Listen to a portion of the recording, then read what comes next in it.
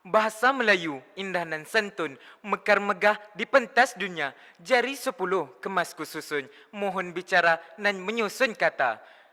Nama diberi Uwais Al-Qurni bin Sabarudin. Tajuk pidato yang akan disampaikan pada hari ini ialah Bahasa Melayu Citra Bangsa Berdaulat. Bismillahirrahmanirrahim. Assalamualaikum warahmatullahi wabarakatuh. Salam sejahtera dan salam keluarga Malaysia. Salam aspirasi saudara pengacara majlis, guru-guru dan rakan-rakan yang sentiasa celik akal mindanya dan penerus wadah tonggak negara. Sidang hadirin yang dihormati, bahasa sangat luas pengertiannya. Bahasa tidak hanya merujuk kepada satu sistem linguistik semata-mata, malah bahasa juga citra budaya bangsa Malaysia. Dan fungsi bahasa itu sendiri merupakan alat perhubungan sosial dalam masyarakat. Menurut Pendeta Bahasa Zakbah, bahasa merupakan citra masyarakat, akal budi, budaya, jiwa atau roh sesuatu bangsa.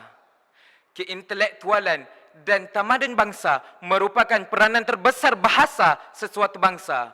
Melalui bahasa, orang dapat mengenal sesuatu bangsa dan atau petunjuk kepada sesuatu kebudayaan.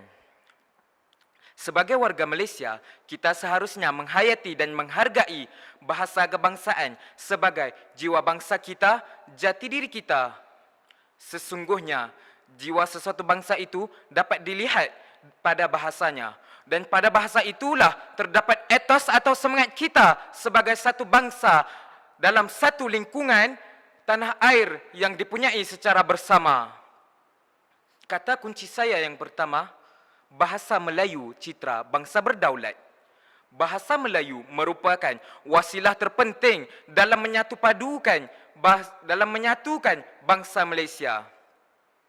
Sesungguhnya apa yang termaktub dalam perkara 152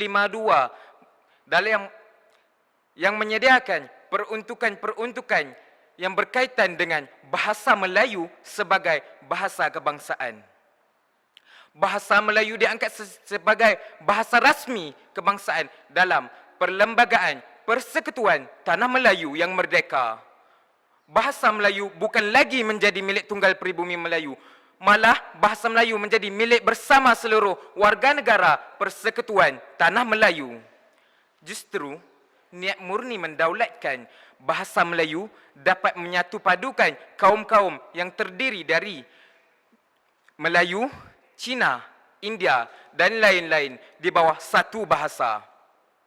Cuba kita bayangkan bagaimana selepas hampir 55 tahun merdeka, jika kaum Melayu dengan bahasa Melayunya, jika Cina dengan bahasa Mandarinnya, Tionghoa dan Hokkiennya, dan India pula dengan bahasa Tamilnya sahaja.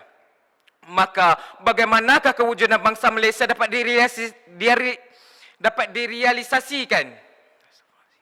Justru, jika seluruh rakyat Malaysia tanpa mengira perbezaan asal-usul dalam mendaulatkan bahasa Melayu sebagai bahasa kebangsaan, maka akan terzahirlah citra dan kepribadian kita sebagai satu bangsa, iaitu keluarga Malaysia. Lantas, akan terencatlah pembentukan jati diri kita sebagai bangsa keluarga Malaysia. Ayuh, marilah kita berbahasa Melayu sebagai bahasa kebangsaan, satu bahasa, satu bangsa, satu nusa dalam merealisasikan aspirasi keluarga Malaysia. Hadirin yang dihormati, kata kunci saya yang kedua, bahasa Melayu sebagai konfrontasi buruk sangka dan salah faham antara kaum dapat dikikis dengan mudah. Saya suka untuk meminjam kata-kata pujangga Pendeta Zakbah yang berbunyi, bahasa menunjukkan bangsa. Apabila kita melihat masyarakat bertutur dalam bahasa Melayu, sudah terang lagi bersuluh bahawa mereka ialah bangsa Malaysia. Daripada kata-kata hikmat tersebut, saya sangat percaya bahawa bahasa Melayu sedikit sebanyak dapat mengurangkan semangat kecinaan, kemelayuan dan keindiaan. Seperti contoh pertuturan. Hai, ini balang, mana ada hal kau? Tambi, itu orang mau roti satu, kari ikan kaplas satu. pelatlah dengan bahasa, pelatlah dengan pengaruh bahasa natif. Asalkan setiap kaum di Malaysia dapat bermesra dan bertukar-tukar maklumat dan fikiran hanya dengan menggunakan bahasa Melayu. Langkah Dewan Bahasa memasukkan entry perkataan bahasa setiap kali edisi baru terbit merupakan langkah yang patut dipuji kerana perkataan pinjaman daripada bahasa Cina dan India yang mengalami proses kemalaysiaan sememangnya dapat mewujudkan perpaduan. Apa yang penting, setiap kaum di Malaysia tidak akan kekok untuk berbicara dalam bahasa kebangsaan. Apabila tidak kekok berbicara, sudah tentulah juga tidak kekok untuk bermesra. Apabila sudah bergaul mesra, nyatalah bahawa perpaduan dalam kalangan masyarakat majmuk itu akan terbina kukuh di bawah satu payung Malaysia.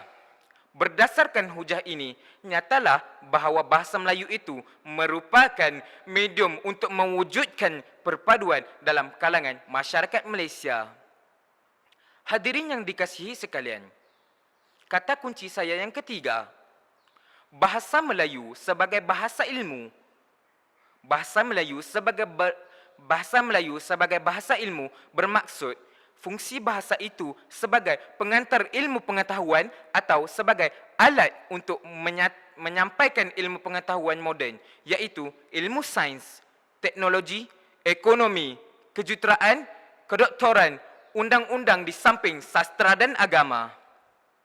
Sebagai bahasa ilmu, bahasa Melayu perlu mempunyai ciri keintelektualan bahasa dan kesempurnaan bahasa. Keintelektualan bahasa ini dapat dicapai melalui perbendaharaan kata dan sistem bahasa. Sistem bahasa pula merujuk kepada segala aspek bahasa sama ada ayat, klausa, frasa, ejaan, sebutan dan seumpamanya. Penekanan inilah harus diberi kepada aspek imbuhan dan ejaan kerana kesilapan dalam penggunaannya boleh mengubah maksud sebenar sesuatu ayat yang dihasilkan. Jelaslah bahawa bahasa Melayu berpotensi dan berupaya untuk dijadikan sebagai bahasa ilmu. Kesimpulannya, bahasa yang kita martabatkan itulah yang akan membentuk jiwa kita sebagai satu bangsa. Sekiranya bahasa yang kita martabatkan adalah bahasa kebangsaan, maka yang akan terpancar daripada bangsa kita ialah jiwa kebangsaannya. Jika kita sentiasa memandang tinggi kepada bahasa kebangsaan kita, bersinarlah jiwa kebangsaan kita dan berjayalah pembentukan jati diri kita sebagai bangsa yang bermaruah. Bahasa itu citra bangsa berdaulat. Akhir kata, yang kurik itu kendi, yang merah itu saga, yang baik itu budi, yang indah itu bahasa. Sekian, wabillahi taufik wal hidayah. Wassalamualaikum warahmatullahi wabarakatuh. Sekian, terima kasih.